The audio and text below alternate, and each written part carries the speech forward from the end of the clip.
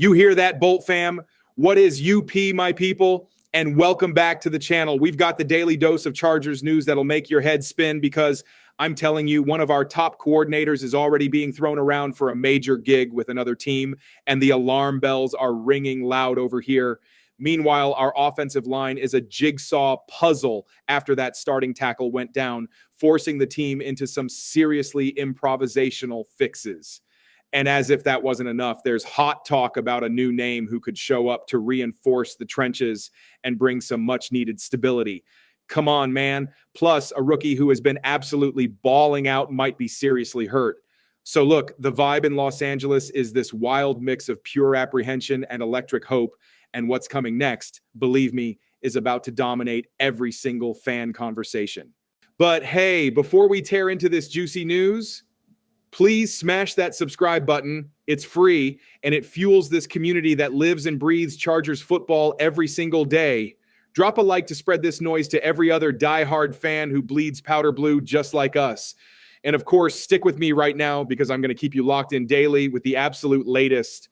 And the news that came out of nowhere is starting to rock the boat. Right after the head coach firing in New York, our guy Jesse Minter's name immediately entered the conversation to take over as the Giants head coach.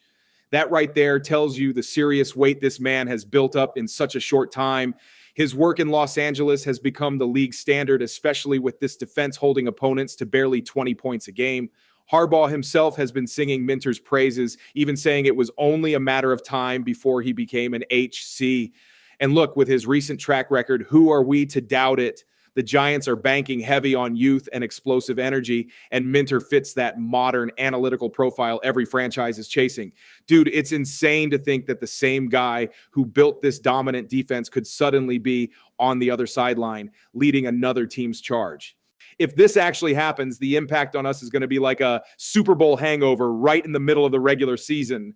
First off, the Chargers defense is the soul of this team, and losing the brain behind that changes everything. The chemistry between Minter and his players is crystal clear.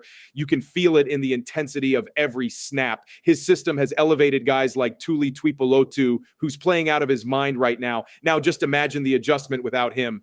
The entire unit would have to reorganize from square one, absorb new play calls, and even relearn the field language. Plus, Harbaugh would lose one of his most trusted lieutenants, a guy who understands offensive and defensive concepts like few others. So, yes, the hole would be deep and immediate. As a fan, I'm completely torn up. On one hand, Minter deserves the shot because he earned it. On the other hand, it's impossible not to dread the void that would be left behind. This team finally has an identity, that physical, disciplined edge we've been begging to see for years. And then this news drops mid-season and threatens to shake everything up. It's the kind of situation that tests the stability of the locker room, the focus of the roster, and even Harbaugh's command. And honestly, these are the moments that truly show you who is 100% locked in on the project. The weirdest part is that almost nobody outside the building is talking about this. The media is focused on the fired coach, but they aren't seeing the earthquake that could follow. If Minter actually gets an interview, it could be the start of a bidding war.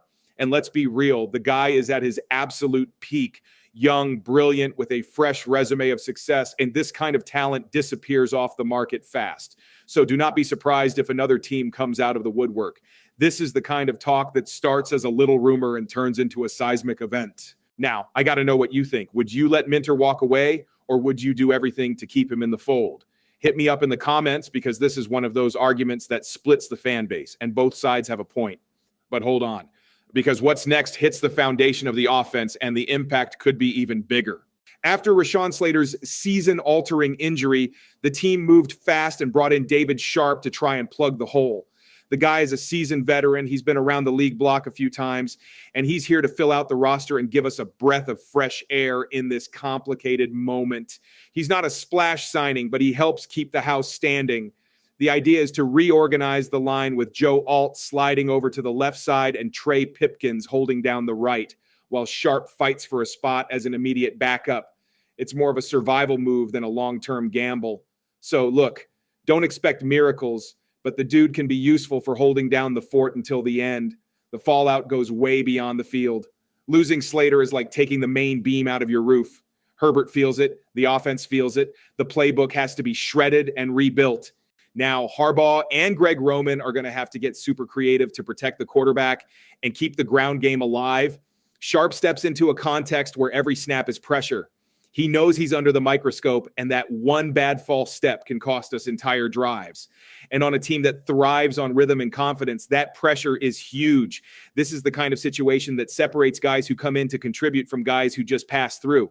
As a fan, I get the decision. The market is bone dry, and overspending on a veteran would be totally irrational. But at the same time, you get that knot in your stomach worrying about the protection collapsing. Man, we've seen how much the offense struggles when Herbert doesn't have time to think. It's a domino effect. The coordinator loses freedom, the running game stalls, and the defense spends way too much time on the field. So even if Sharpe isn't the hero of this story, he's a vital piece in this team's balance. Now, the thing almost nobody is talking about is that this move reveals the front office's mindset. Total caution. Instead of panicking, the team bet on someone cheap, functional, and experienced. That shows real internal confidence. They believe in the structure they've built. And honestly, that kind of attitude makes total sense for a team trying to solidify its culture and identity. It ain't glamour. It's dirt nasty trench warfare. And in the end, that's what keeps the roster together. Tell me, did you like this more conservative choice, or do you think the team should have gone after a bigger name? Shout it out in the comments, because this debate is going to fire up. And look, what's coming next could completely change the vibe in the locker room, because there's a reinforcement on the radar that could solve a huge part of this equation. The Chargers are in a heavy transition phase right now. After all the injuries and O-line adjustments, the team is back checking the market, and the name Deontay Smith is starting to pick up serious steam. The guy is 27, in his physical prime, and he brings a style that fits right into the Harbaugh and Greg Roman philosophy. Physical, direct, no-nonsense football. He played in Cincinnati in a similar scheme, all about power running and rock-solid protection. Technically, he's a tackle with a strong anchor, long arms, and quick feet, perfect for sealing the edge and opening up space for the ground game. And the best part, he's a street free agent ready to sign at any moment. That's the kind of reinforcement that brings a quick return without blowing up the salary cap. So it's a move that seems quiet, but it could change the entire offensive rhythm. If Deontay comes in, the impact would be instant. This offensive line desperately needs stability, and he offers exactly that. We lost Slater. Alt is going to have to adjust, and Penning hasn't shown consistency yet. So having someone versatile, capable of playing both sides is a huge relief. Plus, he has that rotation profile. He can jump in without dropping the level of play. That helps Herbert operate with more peace of mind and lets Roman mix up his packages more, whether it's with two tight ends or heavy running plays. On a team that lives on tempo and control, this kind of piece is pure gold. Man, this is the kind of signing that doesn't make the front page, but it makes the game flow. Now, looking at this as a fan, I love this kind of calculated gamble. It shows the team is thinking long-term, but without giving up on competing right now. And there's more. Deontay is the kind of player who perfectly matches the Harbaugh culture. Hard worker, direct, no garbage talk. In the locker room, he'd fit in easy, adding to leaders like Herbert and Mack. That spirit of every snap is a war is what separates the Chargers from other teams in the league. And yeah, the risk is there. He hasn't had a consistent run as a starter. He needs to prove durability, but it's a calculated risk. Between spending millions on some dusty veteran and betting on a guy who's hungry, I'd take the second option without thinking twice. Few people realize it, but this kind of smart reinforcement is what keeps a team competitive in brutal divisions like the AFC West. While others spend big to look strong, the Chargers invest to stay strong. And in a sport where protecting the quarterback is practically a religion, reinforcing the trenches is more than logic. It's survival. That's why this potential arrival might be the most coherent move of the season so far. So tell me, would you bring in Deontay Smith, or would you prefer someone more experienced to hold down the blind side? Comment below, because this conversation is going to be split. But hold this thought, because what's coming next isn't about a rival. It's about the fear of losing one of the biggest surprises of the year. The win against the Steelers was huge, but it left a nasty taste in our mouths. Right in the middle of the celebration, our rookie Oronde Gadsden left the field with a knee injury and never came back. The next day, the confirmation, he's going to get an MRI to figure out the severity of the problem. And look, with how this season has gone, with all these brutal season-ending injuries, it's tough not to feel uneasy. Gadsden was quickly becoming a key piece in this offense, one of Herbert's most reliable targets, and seeing him hobble off like that, hit everyone hard. Man, that was ice cold. If he's out, the impact is immediate. The offense loses creativity and aerial threat because this rookie was the guy for the secure routes, the contested catches, the plays that keep the drive alive. The veterans Disley and Conklin might be able to step up, but neither has shown Gadsden's presence yet.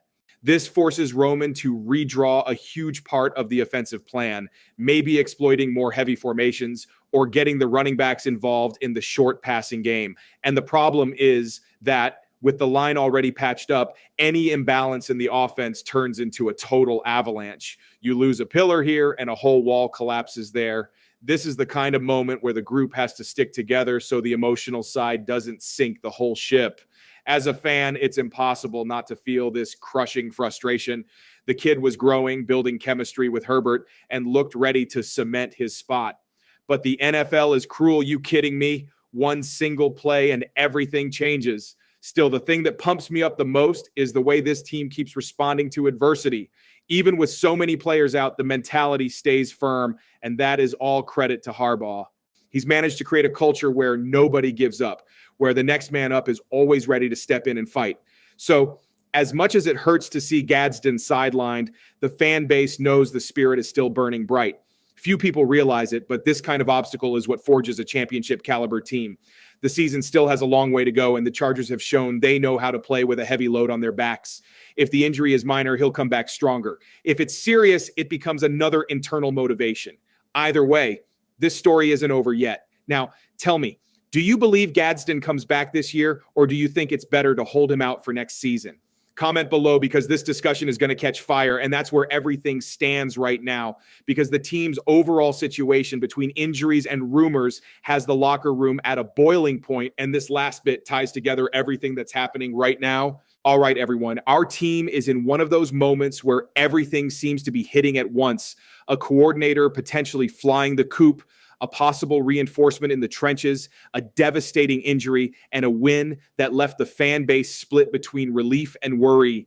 Even with all the stumbles, you can feel that this group has soul. It has purpose. The defense is still solid as a rock. The offense is fighting to reinvent itself, and the Harbaugh mentality is alive and kicking in every single snap. In the end, it's like this team is screaming, "Hit us all you want, we ain't breaking." And that's why being a Chargers fan is living right on the edge of pure emotion. Comment down below. This space belongs to everyone who lives and breathes the Bolts. See you on the next one.